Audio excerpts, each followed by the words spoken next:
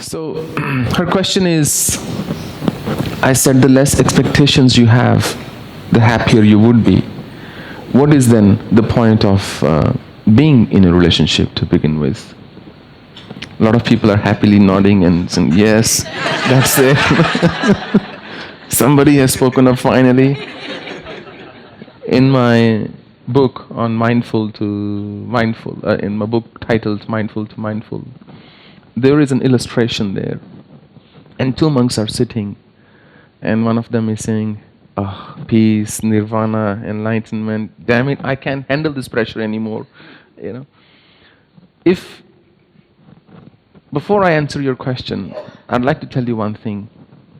I am not saying you should have less expectations.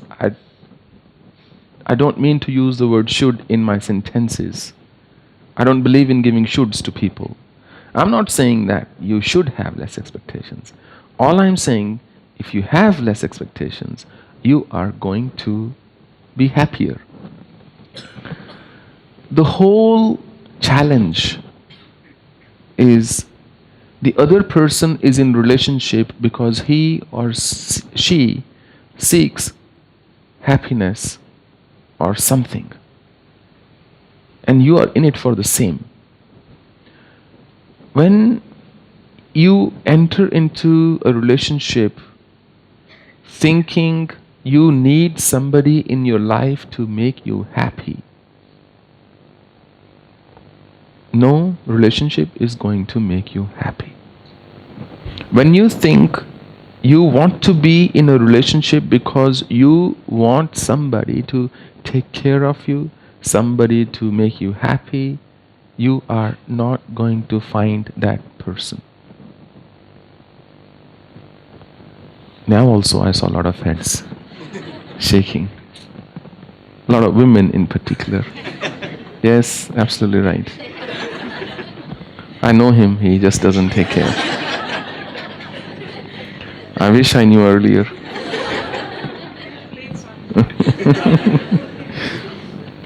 The good news is, it's never too late. I don't mean to give you bad advice, or I don't mean to say go see your lawyer, but the point of relationship is not that somebody should fill a void in your life that you have created by way of your mindset. And when I say that, I'm not saying that you're responsible for creating that mindset. You could have gone through certain circumstances in your life that led to that.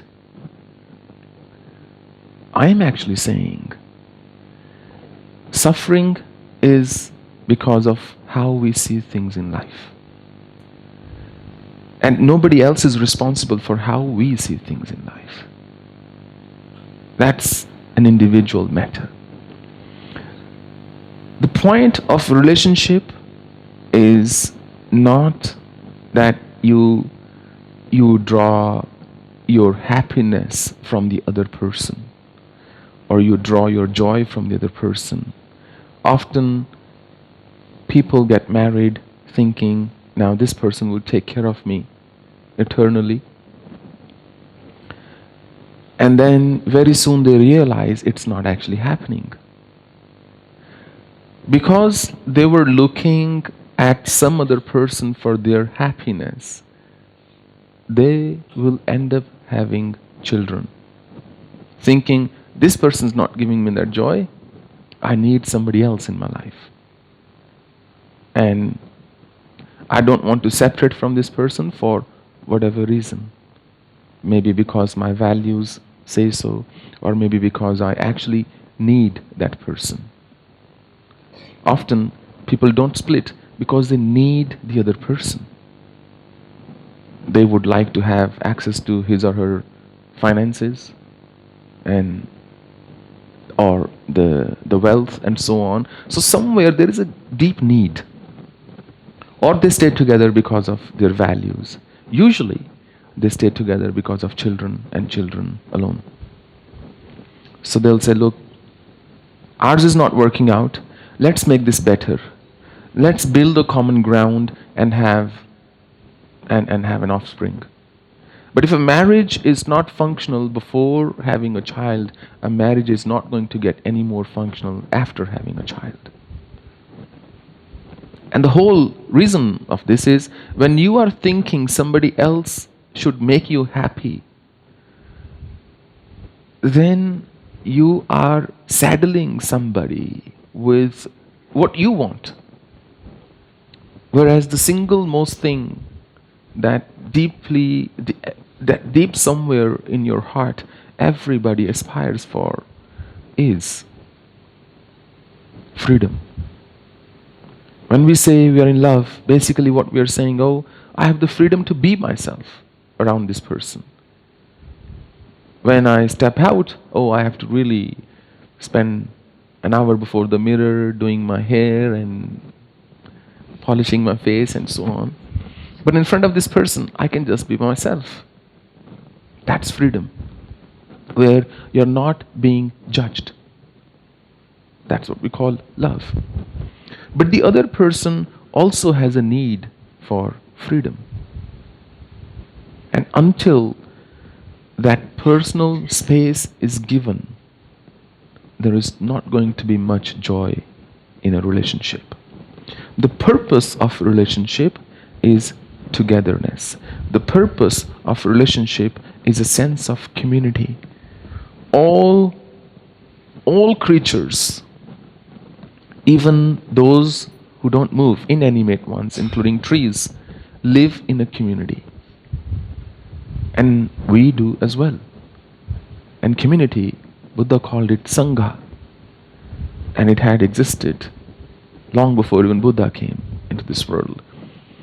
So communities give you a sense of belonging, they give you a sense of grounding, they also give you memories to take away. But human beings have formed this notion of exclusivity. Somehow, two partners, when they get married, the expectation is loyalty from each other. By no means I'm suggesting it's a wrong expectation, but I promise you it's not being fulfilled in any marriage at all. And I read somewhere, the amount of fooling around you do is directly proportional to the number of options you have. If you don't have an opportunity, you will be most loyal. It's very simple because it's one of those things that's ingrained in human beings. So we have this notion of loyalty. We have this notion of what a marriage or a relationship is supposed to mean. And that's largely due to conditioning and partly due to our biological setup. Yesterday I saw an incredible thing. There were two giant spiders. They were both females. The structure of the body gave me that information. That reminds me of a little something I should tell you. This husband and wife were sitting at a kitchen table having a conversation, and some flies came and went away. Sat in the kitchen, different places. The husband said, "Oh, there are 3 male flies and 2 female flies." And the wife said, "How on earth would you know that?" He said, "Look, see the one sitting on the beer bottle? They are male flies. And see the 2 sitting on the phone? They are female flies."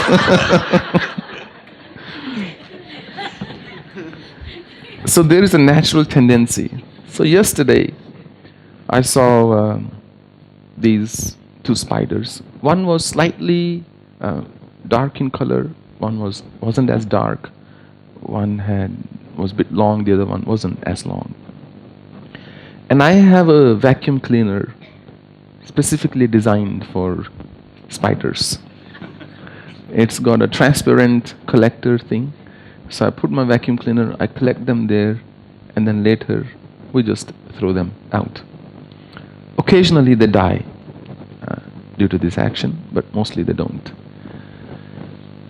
So then I had to come for the arati. It was at around 5:30 in the morning, in fact. I left it there. So the two spiders, for some reason, they both were running away from each other. And I saw them going around that little jar. And one would go, the other one would just rush. If they would cross the path again, once again they would rush. And I thought, they are really not friendly, are they? Something is going on there that I don't know what. And then I put away, then when I an hour later came here, when I went back, I said to Swamiji, please empty that thing, and so they can live and go out. And he brought, because I wanted to see what was happening now, were they friends? You know what I saw? The elder one had almost killed, if not actually killed, the smaller one. And the smaller one wasn't a baby spider. It was a full grown spider. And I thought, some feelings are so ingrained in creatures. Whatever you equate as essential in your life, something that's crucial for your survival, nature is going to make you very protective about it. If you think, for example, being in a place is essential to your survival, then you will plot all kinds of stuff, be in a power struggle to be there. And that, of course, goes for both men and women, even children. It's simply a question of survival. That's the biological aspect of our existence. And then you also have the psychological aspect, which has a lot to do with our conditioning, the way we are conditioned in life, where we are told that this is what loyalty is, this is what faithfulness is, this is what love is. Most of which also comes from how children see their own parents. And usually they constantly are deriving two kinds of learning from their parents. One, oh, okay, this is acceptable behavior. Two, if it's really giving them grief, they think, when I grow up, I'm not going to do this in my life. Constantly two kinds of learning. So the point of a relationship is not that somebody will fill in that gap in your life. The point of a relationship is an already fulfilled life will become even more fulfilling. An already happy life will spread more happiness. Otherwise, you will be constantly unhappy and a burden on the other person. Because think about it for a moment. You are saying it's a give and take. That I am doing certain things for you, and therefore in return you should do certain things for me. Which is how most relationships are. If that's the case, well, fine. But if you are looking for that fulfillment, that's not going to come from that constant give and take. How about we turn the tables and we say, what are you doing for your partner? And of course you'll have a long list of things you do, and I'm not denying that. You must be doing some things. But you have to understand, a male's definition of togetherness and a female's definition of togetherness are usually different. That's not to say relationships don't have joy or beauty or love. They have all these things. But successful relationships are founded on practicality and not just pure fantasizing or dreaming. The more practical you are towards each other, the more you are going to enjoy that relationship. People who live in together usually are better than those who are married. People who don't live together, who are not in a live-in, are even better than those who are in a live-in. So the moment you are married, somehow because of the way we might have seen our parents and so on, it just changes the equation completely. It's not the license to love each other. Often I've seen marriage is a license to fight with each other and still be together. And think, hey, no problem. I can shout, tomorrow I'll still be here. He will still show up or she will still show up. So marriage is more used for those purposes than to say, let's still go on a holiday together. It's like, hey, you're here anyway, I'm going to take you for granted. It's like inherited property. Nobody can take it away from me. That, in any relationship, whether that's a marriage or anything, if you don't take the other person for granted, your relationship is going to be full of beautiful, beautiful moments. You will truly understand what love is. We don't have to think about give and take then. We don't have to think about is this person making me happy or is this person filling my void. That was all a practical yet philosophical angle. At the very core, it couldn't be any simpler, and it is, if you have what I just said you have, your relationship then is going to be so deeply fulfilling that you would truly understand what a relationship is about.